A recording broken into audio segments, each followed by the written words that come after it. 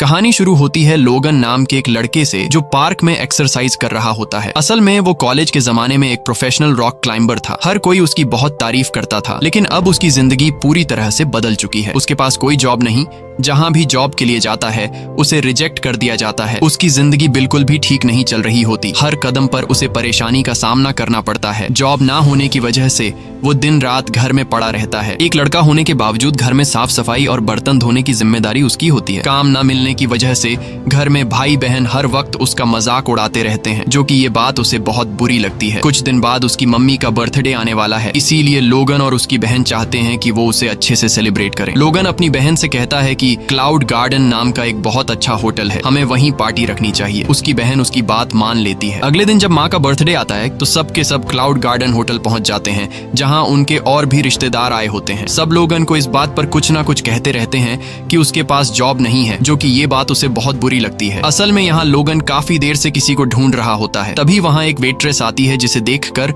लोगन बहुत खुश हो जाता है। उस वेट्रेस का नाम यूवी होता है, जो कभी लोगन के साथ कॉलेज में उसी की क्लास में पढ़ा करती थी। वो भी लोगन की तरह एक रॉक क्लाइंबर है, लेकिन पिछले 5 साल से उन दोनों ने एक दूसरे से बात नहीं की। लोगन यूवी को बहुत पसंद करता है और यही वजह थी कि उसने अपनी बहन को सजेस्ट किया था कि पार्टी इसी होटल में रखें, क्योंकि उसे पहले से पता था कि यूवी यहाँ जॉब करती है। अब वो यूवी को देखकर मुस्कुराता है, क्योंकि काफी देर से वो सिर्फ उसी को ढूंढ रहा था। यूवी उसे देखकर हैरान हो जाती है। ये दोनों बाहर बात करने जाते हैं, जहाँ बातों ही बातों में यूवी उससे पूछती है कि आजकल तुम क्या जॉब कर रहे हो। लोगन झूठ बोल देता है कि वो एक बड़ी कंपनी में मैनेजर है।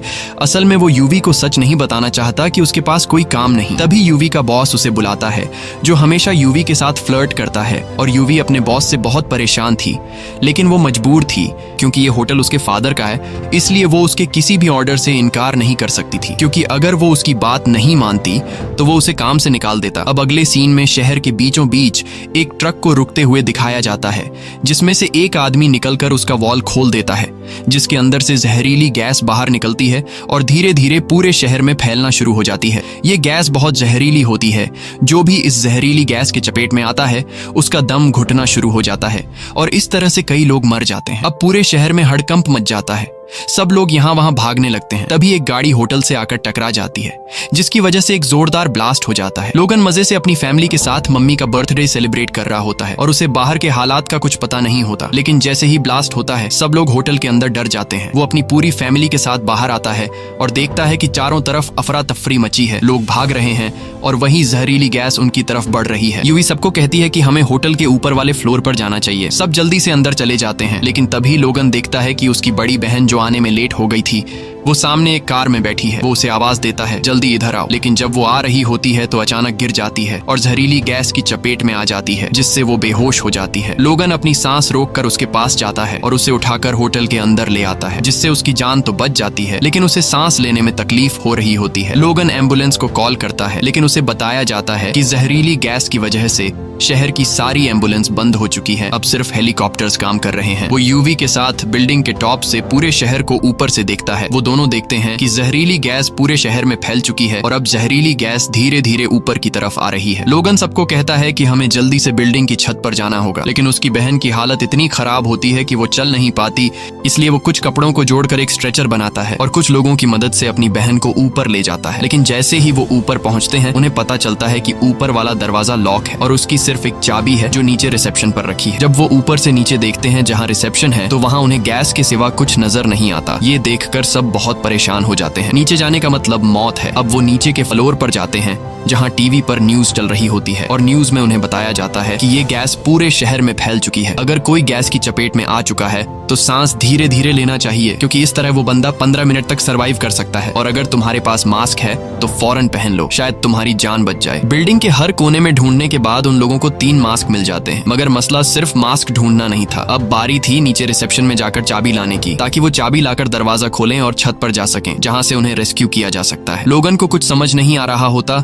वो किसी तरह से कोई दूसरा रास्ता ढूंढना चाहता था। तभी वो देखता है सामने एक और बिल्डिंग है। वो सोचता है कि किसी न किसी तरह वो सामने वाली बिल्डिंग पर जाएगा और वहां से अपनी बिल्डिंग की ऊपर जाकर दरवाजा बाहर से खोलेगा, क्योंकि वो वाला दरवाजा बाहर से भी खोला जा सकता है। अब जो सामने एक शीशे की खिड़की होती है, लोगन पत्थर से उसे तोड़ देता है, फिर अपने शरीर पर रस्सी बांध लेता है। अब उसका प्लान था रस्सी की मदद से सामने वाली बिल्डिंग पर जाना। वो इस काम में पहले से प्रोफेशनल था, क्योंकि कॉलेज के दिनों में में ये बंदा टॉप का रॉक क्लाइंबर रह चुका होता है। लोगन को ऐसा करते देख उसके पेरेंट्स उसे मना करते हैं, मगर लोगन पीछे नहीं हटता क्योंकि उसे पता है कि ये लोग बचेंगे तो बस इसी तरीके से। अब वो एक बिल्डिंग से दूसरी बिल्डिंग की तरफ लंबा जंप मारता है। उसकी किस्मत अच्छी होती है कि वो सामने की पाइप को पकड़ लेता है। रस्सी का दूसरा सिरा बांधकर बिल्डिंग के डिजाइन को पकड़ के ऊपर चढ़ना शुरू कर देता है। उधर उसका कजन भी होता है जो पहले उसे जॉब ना मिलने की वजह से ताने दिया करता था। अब वो ये सब देखकर हैरान रह जाता है और फौरन मोबाइल से लाइव स्ट्रीम शुरू कर देता है। लोगन ऊपर की तरफ जा रहा होता है तो रस्सी की लिमिट खत्म हो जाती है। अब लोगन अपने शरीर से रस्सी खोल देता है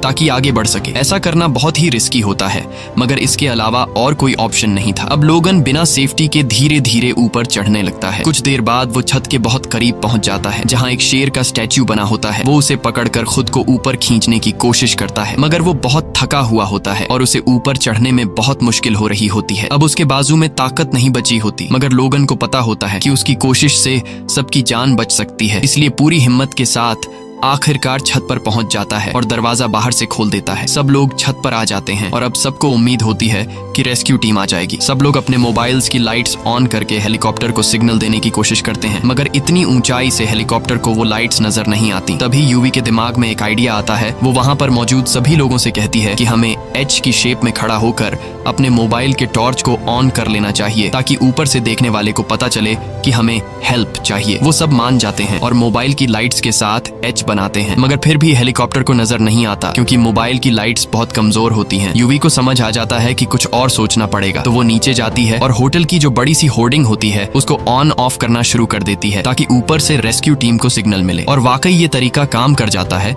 हेलीकॉप्टर का पायलट ऊपर से देख लेता है कि नीचे होटल की छत पर कुछ लोग फंसे हुए हैं, जिसके बाद हेलीकॉप्टर सीधा होटल की छत पर पहुंच जाता है। सब लोग खुश हो जाते हैं और एक सेफ्टी प्लेटफॉर्म नीचे उतारा जाता है। सब एक एक करके उसमें चढ़ने लगते हैं। जब लोगन और यूवी की बारी आती है तो प्लेटफॉर्म ओवरलोड हो जाता है और उन दोनों से कहा जाता है कि तुम्हें यहाँ इंतजार करना होगा अगले राउंड के लिए। अब वो दोनों वहीं पर रह जाते हैं। हेलीकॉप्टर बाकी सबको लेकर चला जाता है। अब लोगन और यूवी छत पर ही फंसे हुए होते हैं और हेलीकॉप्टर के वापस आने का इंतजार करते हैं, मगर जब वो छत से नीचे की तरफ देखते हैं तो उन्हें पता चलता है कि अब गैस ऊपर की तरफ बढ़ रही है, इसीलिए वो दोनों ज्यादा देर तक यहाँ रुक नहीं सकते। जिसके बाद जो मास्क उनके पास होते हैं वो पहन लेते हैं, पूरी बॉडी कवर कर लेते हैं क्योंकि वो गैस इतनी जहरीली होती है कि स्किन पर भी असर डालती है। और जितनी रस्सी वगैरह है सब अपने बैग में डाल लेते हैं। अब ये दोनों होटल से निकल के नीचे रोड पर आ जाते हैं। इधर उधर भागते हैं, चारों तरफ बस जहरीली गैस होती है। फिर वो एक और बिल्डिंग की छत पर चढ़ते हैं, मगर गैस वहां भी पहुंच चुकी होती है। अब उन्हें इससे भी ऊंची बिल्डिंग पर जाना पड़ेगा, तो वो दोनों एक नई बिल्डिंग में जा पहुंचते हैं। खुशकिस्मती से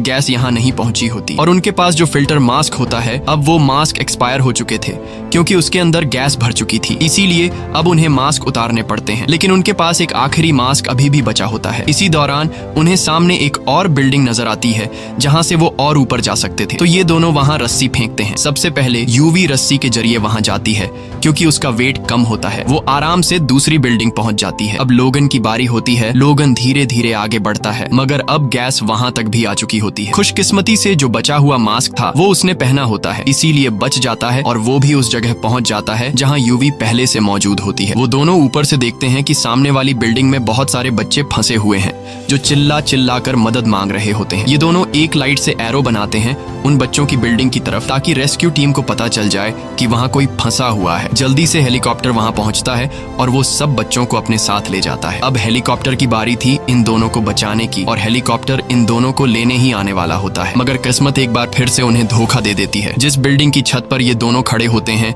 उसके नीचे एक बड़ा गैस स्टेशन होता है जहां जोर का धमाका हो जाता है, जिससे गैस और तेजी से ऊपर की तरफ आने लगती है। ये दोनों देखते हैं कि सामने एक बड़ा सा टावर है। अब उन्हें फौरन वहां पहुंचना होगा अपनी जान बचाने के लिए, मगर ये कोई आसान काम नहीं होता। फिर भी वो दोनों कोशिश करते हैं और दौड़ते हुए आगे बढ़ते चले जाते हैं। एक जगह पहुंचकर उन्हें अंदाजा होता है कि आगे बढ़ना अब मुमकिन नहीं, अब तो उनकी मौत पक्की है। दोनों एक दूसरे को गले लगा लेते हैं क्योंकि दिल ही दिल में वो एक दूसरे को बहुत पसंद करते थे, मगर कभी एक दूसरे को बताया नहीं। उधर एक ड्रोन उन्हें शूट कर रहा होता है जिसकी वजह से पूरा शहर ये सब कुछ देख रहा होता है। इसके बाद और भी ड्रोन वहां आ जाते हैं जो उनकी मदद करने आए होते हैं। दोनों को एक बार फिर से जिंदा रहने की उम्मीद मिल जाती है। ये दोनों ड्रोन की मदद से रस्सी एक दूसरी बिल्डिंग में फंसा देते हैं और उस रस्सी से दूसरी बिल्डिंग पर जाने की कोशिश करते हैं, मगर जब ये दोनों रस्सी के बीच में पहुंचते हैं तो वहां फंस जाते हैं। अब न आगे जा सकते हैं और न ही पीछे, और गैस भी ऊपर तेजी से आ रही होती है। जो रस्सी दूसरी तरफ बंधी होती है वो भी ढीली होने लगती है, इसलिए एक रस्सी को काटना पड़ता है। मगर जैसे ही एक रस्सी कटी तो दूसरी रस्सी भी अपनी जगह से हट जाती है और दोनों के दोनों नीचे गिर जाते हैं। पूरा शहर अपने मोबाइल पर यह मंजर देखता है। सबके सब बहुत दुखी होते हैं क्योंकि इन दोनों ने बहुत बहादुरी से कई लोगों की जानें बचाई। रेस्क्यू हेलीकॉप्टर उनके करीब आ ही रहा होता है, मगर उससे पहले वो दोनों नीचे गिर चुके होते हैं। हेलीकॉप्टर वापस जाने लगता है, मगर फिर रेस्क्यू टीम को पता चलता है कि टावर पर कोई लटका हुआ है, और जैसे ही हेलीकॉप्टर उनके करीब जाता है